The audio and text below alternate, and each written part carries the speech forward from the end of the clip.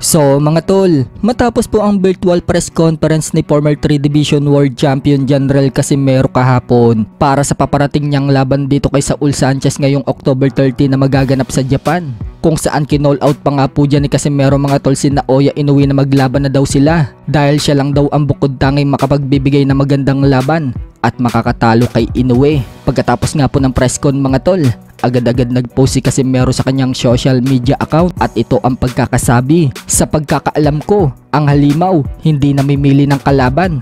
Malapit na tayo magtuos Naoya Inoue." Sabay pakita ni Casimero mga tol ng poster ng stats nila ni Naoya Inoue. So kumpiyansa pa rin talaga si Cuadro Alas mga tol. Napapalagan siya ni Inoue.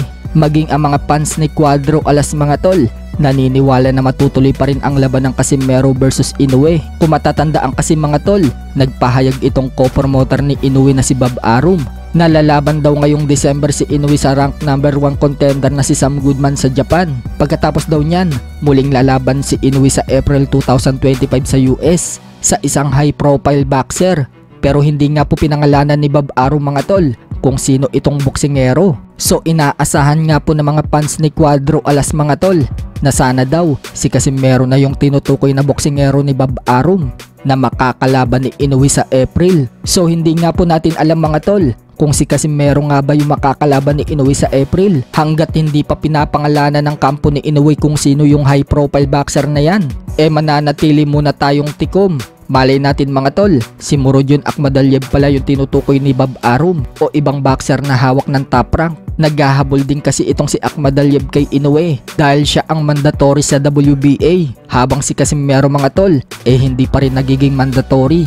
Pero wag po nating kalimutan mga tol na may istorya itong si Inoue at Casimero. Dapat nga mga tol, tapos na ang laban nila noong nasa bantamweight pa sila, ngunit hindi po natuloy ang laban nila. Kaya posible pa rin talaga na maglaban sila mga tol sa super bantam, lalo na kung maging impresibo ang magiging panalo ni Casimero sa laban niya sa October 13. Tiyak na i-call out ni Casimero itong si Inoue mga tol. Sa kabilang banda naman mga tol, matapos pong hamunin ni Casimero at Akhmadaliev itong si Naoya Inoue, may isa pa nga pong boksingero ngayon ang humahamon kay Naoya Inoue. Yan po ay walang iba kundi ang bagong IBF Featherweight World Champion na si Angelo Leo, na siyang tumalo at umagaw sa titulo ni Luis Alberto Binado Lopez nito lang nakalipas na August, kung saan pinatulog ni Angelo Leo itong si Binado mga tol sa round 10. Wika nga po ni Angelo Leo mga tol sa interview sa kanya, gusto umano niya makipag-unification sa mga kapwa niya kampiyon sa division niya, o kaya naman daw labanan niya itong si Naoya Inoue. Hihintayin nga daw niyang umakyat si Inoue sa featherweight. So posible nga din pong makalaban ni Inoue itong si Angelo Leo mga tol kapag umakyat na ng featherweight si Inoue. Madali nga po yung maikasa mga tol sapagkat itong si Angelo Leo hawak din ni Sean Gibbons. Matatandaan mga tol, tatlong boksingero na ni Sean Gibbons ang lumaban dito kay Inoue: si Tapales, Luis Nery at TJ Duheny.